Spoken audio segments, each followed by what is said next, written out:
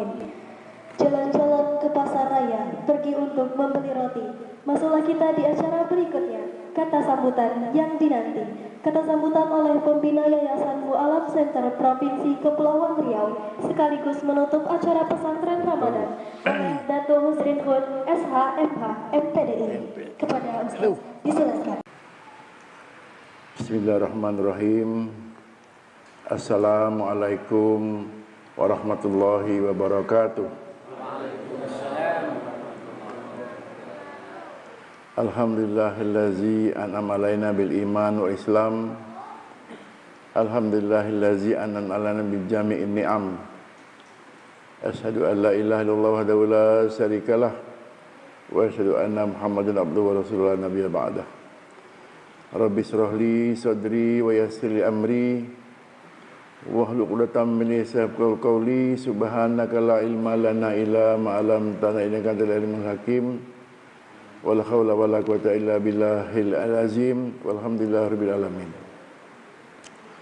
Bapak-bapak, tokoh-tokoh pesantren Al Idris, baik pembina, ketua dan juga An-Namri Ajmain dari Stein, ibu-ibu, bapak-bapak mualaf dan tetamu pesantren Al Idris yang dimuliakan Allah Subhanahu wa taala. Saya bersyukur pada petang hari ini kerana saya dapat langsung melihat kondisi keadaan pesantren Al Idris Bintan. Yang pertama saya nampak tadi adalah Nur Murtaji. Almarhum ini semacam abang bagi saya. Dia dekat dengan saya dan sangat ramah dan sering mampir ke rumah kami waktu tinggal di Jalan Raja Haji Fisabilillah.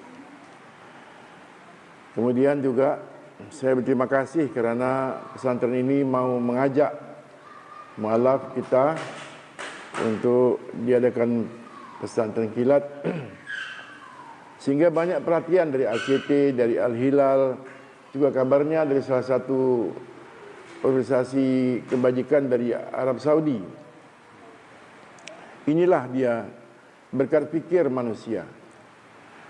Kalau orang ada fikir, selalunya akan jadi. Orang berpikir membangun Dompak. Sekarang Dompak sudah jadi ibu kota pemerintahan. Ada orang pikir Senggarang. Senggarang sudah jadi pusat pemerintahan. Di sini juga sama. Di Kawal, Trikora, di hutan bakau, berkat pikir jadilah bangunan pesantren. Diberitahu bahwa kalau kita fikir dunia, mungkin kita dapat menikmati atau tidak, karena 100 tahun yang lalu kita tak ada. Dan insyaallah aziz 100 tahun yang lagi kita pun tak ada juga. Jadi kalau bangunan dunia ini katanya bangunan yang fana, pikir yang fana, karena kita akan tinggalkan dia. Tapi orang pikir agama ini begitu hebat nilainya. Saya dulu pernah kenal almarhum Ustaz Nurdin Nurwawi di Masjid Raya Al-Hikmah itu dulu. Dia beritahu, tafakur sa'atan harum min ibadah di sana. Beberapa sesaat lebih hebat dari ibadah setahun. Jadi saya dengar orang-orang alim beritahu, satu sahabat Abdullah bin apa nama itu, ditanya Rasulullah, wahai sahabat, kenapa engkau termenung? Apa engkau pikirkan? Dia katakan, saya sedang pikirkan tentang keadaan alam ini begitu hebat ciptaan Allah Subhanahu wa taala. Begitu luas. Galaksinya, matahari, bulan, bintang penuh dengan tenang beredar. Begitu hebatnya. Kata baginda Nabi, pahala kamu pikir ini sama dengan sebanding ibadah setahun ibadah. Dia jumpa lagi Abu Hurairah. Engkau sedang apa engkau pikirkan? Ya Rasulullah, saya pikir tentang kehebatan surga. Nikmat surga itu begitu hebat. Kita selama-lamanya kekal abadi, rumah mewah, air yang begitu hebat, segala kenikmatan, dan aku ngeri lihat azab api neraka. Kata Nabi, pikir kamu ini sebanding ibadah 7 tahun lamanya. Maka dia jumpa Abu Bakar radhiyallahu anhu, dia tanya, wahai Abu Bakar, kau sedang pikir apa? Ya Rasulullah, saya pikir bagaimana supaya umat Nabi Muhammad SAW ini tak seorang pun diazab Allah, semuanya masuk surga. Kata Nabi, wahai Abu Bakar, pikir kamu ini sebanding ibadah 70 tahun lamanya. Itulah pentingnya fikir ini. Jadi kita semua mesti ada fikir. Semua anak-anak ada fikir. Dewasa, tua, semua berpikir.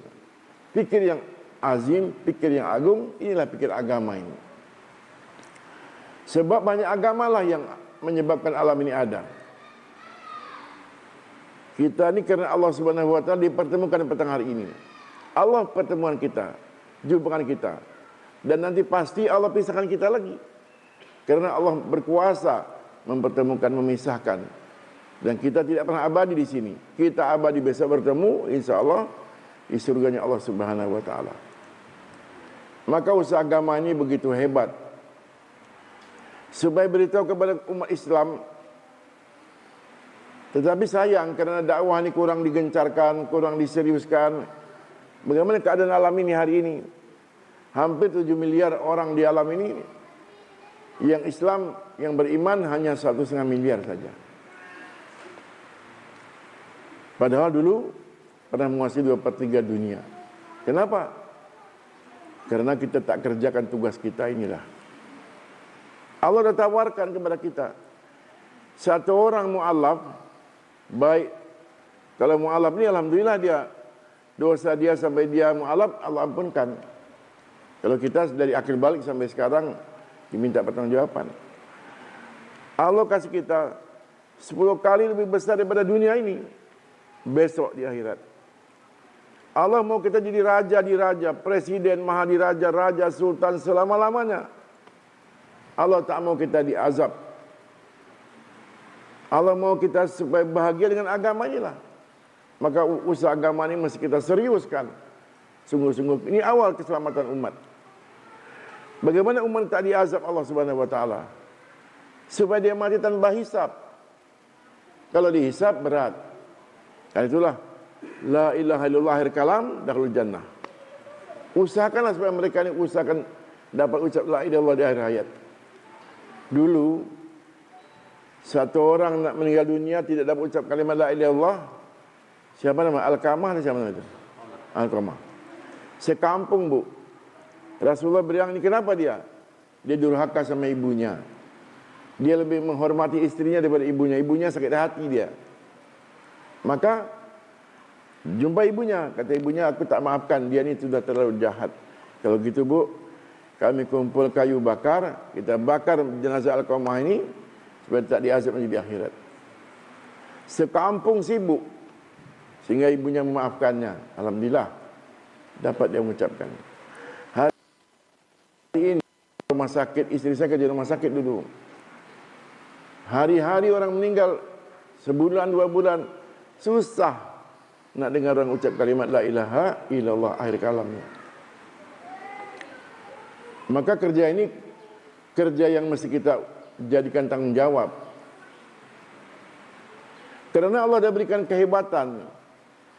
Waktu agama ini mulai mu'alaf ni, Abu Bakar, Umar bin Khattab baru masuk Islam. Dia langsung berdakwah. Seperti Ikrimah bin Abu Jahal. Abu Jahal ni seperti Fir'aun, jahatnya dia di zaman Rasulullah ni, melawan Rasulullah ni. Ikrimah tanya, apa kerjaku ya Rasulullah? Kamu beritahu dengan semua orang, ucap la ilaha illallah, dapat kejayaan. Beritahu dengan semua orang, aku patuh pada Rasulullah, aku hijrah bersama Nabi. Abu Bakar begitu juga. Umar begitu juga. Pada satu peristiwa, Nabi Isra wal Mi'raj, dia naik ke langit, ditunjukkan keadaan surga. Dia lihat sebuah rumah yang indah, istana mewah, luas semata memandang. Taman-tamannya, ada kolam renang, ada taman bunga. Kata, seolah-olah zaman sekarang ini ada parkir jet, ada parkir mobil, kemana. Indah sekali. Ini istana siapa ini, kata Rasulullah SAW. Kata Jibril, ya Rasulullah, ini istana orang Quraisy. Dia katakan, kan saya orang Quraisy. Tapi Jibril bilang, ya Rasulullah, ini rumahnya Umar bin Khattab. Padahal Islam belum ada perintah solat, baru usah dakwah. Sudah cash Allah berikan Kalau ibu-ibu baru mu'alaf ini, seperti saya juga sama, ucap subhanallah walhamdulillah wa la ilaha illallah wallahu akbar, satu tanaman surga, pop, tanam. Tiap pagi kita disuruh baca 100 pagi, 100 petang. Istighfar 100 pagi, 100 petang. Selawat 100 pagi, 100 petang. 100 tanaman di surga, langsung cash ditanam. Tidak tunggu besok lusa lagi. Apa lagi? Orang yang laki-laki solat berjamaah ke masjid, maghrib sampai isyak dia tidak pulang, dia itikaf, dia zikir, dapat sebuah mahliga di surga. Orang yang tidak pulang dari subuh berjamaah sampai Isra, dia beri pahala haji umrah yang mabrur. Begitulah Allah mau kita ni bahagia. Orang buat usaha dakwah sudah tak bercerita lagi. Dalam Al-Quran kita dengar, Allazi khalaqal mauta wal hayata liyabluwakum ayyukum ahsanu amala. Aku jadikan kematian, jadikan kehidupan untuk uji kamu. Siapa yang terbaik amal kamu?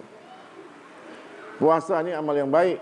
Salat, zakat, itu tiang agama kita, haji, syahadat, ikhlas, kemudian senyum, beribadah, anak yang soleh, wakaf, semua baik. Tetapi ada yang terbaik yang Allah beri kepada kita. Yang terbaik daripada itu semua, itu dasar kita sebagai ibadah. Allah beritahu, man ahsana qawlan min da'ilallah, man ahsanu qawlan min da'ilallah wa amal sholihan wa qala innani minal muslimin. Apakah ada perkataan lebih baik daripada mengajak kamu taat pada Allah? Jadi para mu'alaf ini jangan lagi berfikir soal lain-lain. Rezeki Allah dah jamin kita ini. Kalau tak ada rezeki kita pasti wafat. Kita bersama bangkit beritahu kepada semua manusia, ucap la ilaha illallah, ada kejayaan. La ilaha illallah ini kalimah perintah, kalimah awal, kalimah akhir, kalimah larangan, kalimah suruhan. Dan yakinlah, inilah kalimah yang masih kita perjuangkan bersama-sama. Beritahu, karena kita ini diciptakan Allah sebaik-baik umat. Kuntum khair umat, ukhrijat linnas. Kita asalnya takwin sebaik-baik kejadian. Kerja yang paling hebat di dunia ini, sejak dulu sampai akhir zaman, kerja apa? Bukan jadi gubernur, bukan jadi presiden. Kerja kenabian. Nabi itu terbatas Allah ciptakan, cuma ada 124.000 orang saja pada Anbiya alaihissalam. Rasul 313 orang. Yang wajib kita imani 25 orang rasul. 5 yang terawal terkorban paling banyak pengorbanan kehebatannya ada 5 ulul azmi. Dan 1 terunggul, Sayyidul Anbiya wal Mursalin, Sayyidina Muhammad SAW. Tetapi setelah Nabi kita tidak ada lagi, umat terus berjalan. Kerja kenabian diambil alih oleh umat Rasulullah SAW. Inilah dia yang Allah beritahu kamu sebagai umat. Sampaikan umat kamu ini besok umurnya 60-70 tahun. Tapi dia ke surga yang paling awal bersama nabinya. Umat lain kemudian. Kenapa? Karena kehebatan dalam dakwahnya itulah tadi. Jadi kita tidak perlu nunggu lama-lama. Di sini sudah ada yang master Islam, doktor Islam, ulama, kiai banyak untuk kita belajar. Tapi memberitahu kepada orang ramai kurang gerakannya. Padahal yang paling prinsip adalah iman kepada Allah. Allah beritahu dalam Al-Baqarah 8, wa minan nasi may yaqulu amanna billahi wa yaumil akhir wa ma hum bimumin. Banyak orang mengatakan dia beriman kepada Allah, beriman dari akhirat, dia tidak beriman kata Allah. Karena iman mesti sebut dalam hati, yakin dalam hati, sebut dengan lidah, diamalkan. Amalnya macam mana? Tanda-tandanya apa? Masih ada dalam kehidupan tanda-tandanya. Kalau laki-laki, iza ra'aitumu rajulan ya'tadul masjid fasadul bil iman.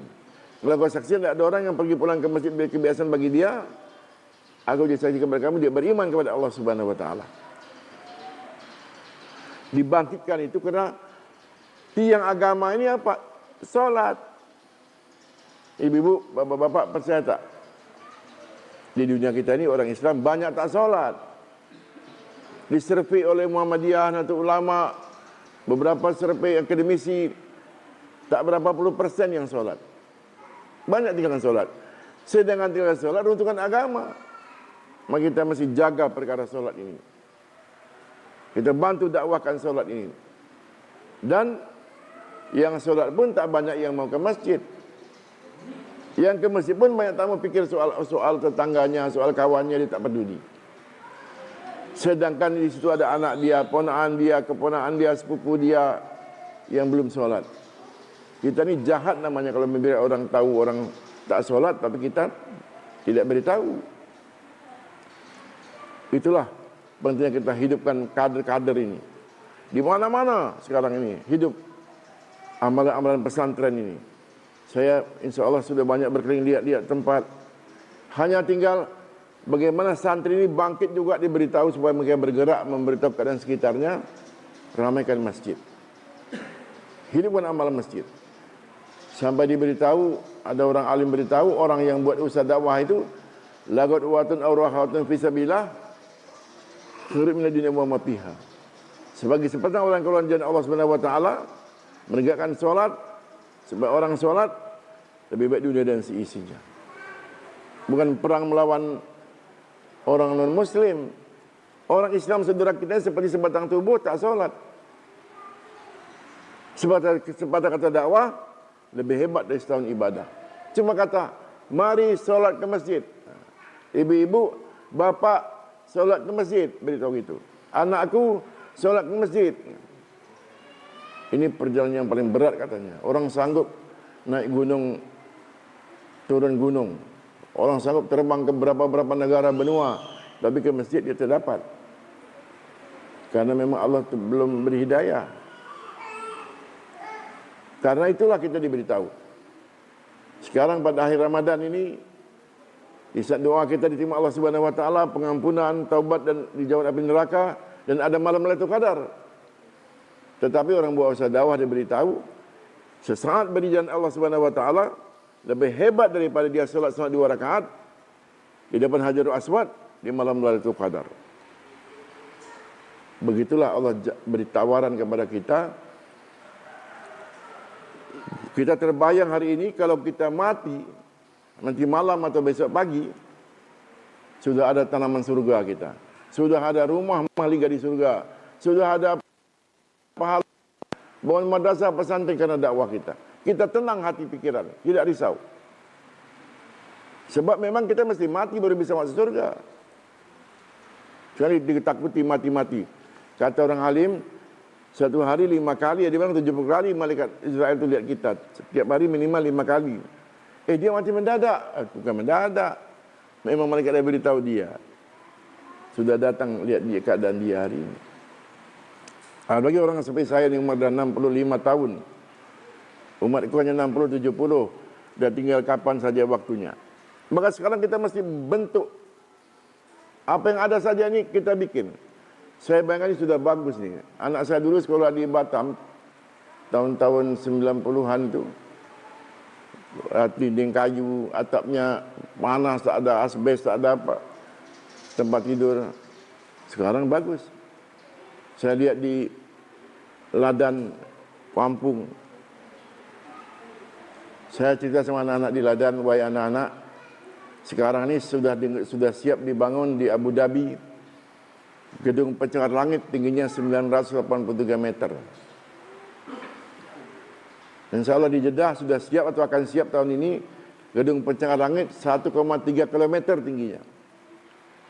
Tapi kamu anak-anakku, besok Allah berkasih kamu rumah mahligai yang tingginya 6.666 tingkat tingginya. Dan ayah bunda kamu diberikan perhiasan dan mahkota yang bersinar. Dan kamu boleh mengajak keluarga kamu berapa orang untuk sama-sama ke surga Allah Subhanahu wa taala. Begitulah kehebatan orang yang mau belajar tahfiz Quran ini. Allah beri hadiah.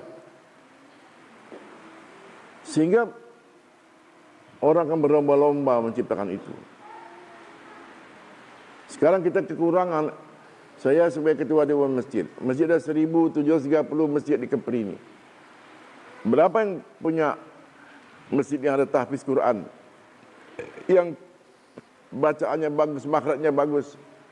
Maka kita bergerak menciptakan ini, mudah-mudahan dalam perjalanan kita ini Allah berikan kita kemudahan. Sebab akhir zaman ini insyaallah aziz, Islam akan jaya dan dijaga Allah Subhanahu wa taala. Tentu dari fikir kita ini, fikirnya Pak Parman, Pak Muftakhin, Jam Naim tu, Ajmain, kemudian Pak Tony dan ibu-ibu semua ada fikir risau.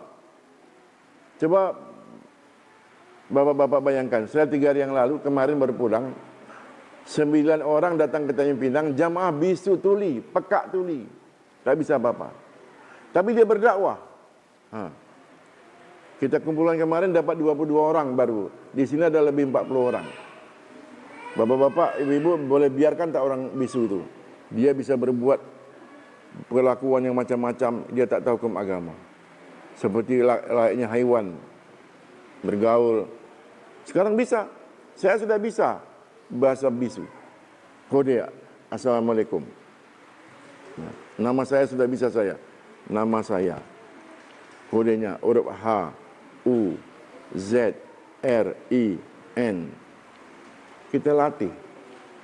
Sedang orang bisu bisa berdakwah, apalagi kita. Dakwah ini mesti di atas dari segala-galanya. Ada pesantren, dakwah di atasnya.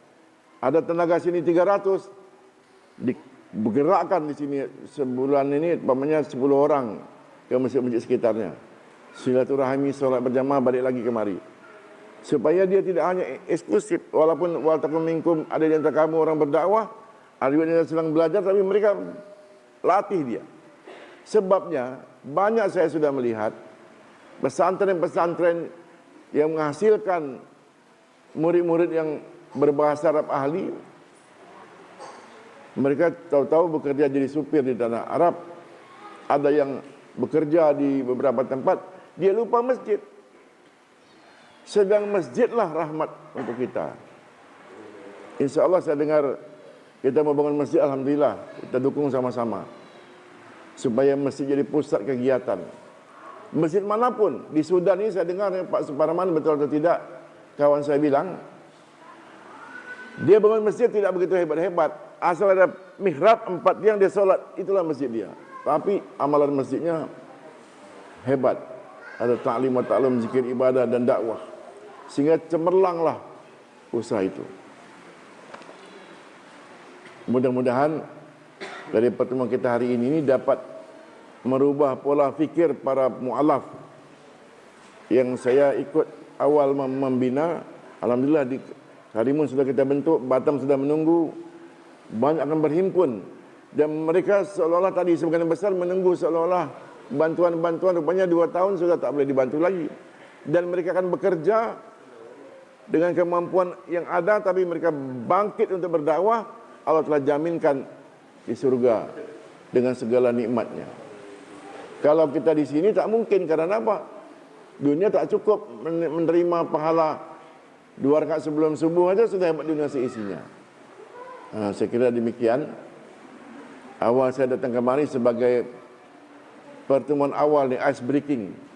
Kemudian nanti Pak Muftahin mengundang saya lagi untuk kita diskusi-diskusi supaya ada pemikiran menggerakkan kawan-kawan kita ni. Kemarin di Batam sudah ada konsep namanya Kepri Bangkit, membangkitkan remaja masjid. Kemarin dilatih setiap masjid diundang 7 orang, tapi sayangnya diadakan di PIH.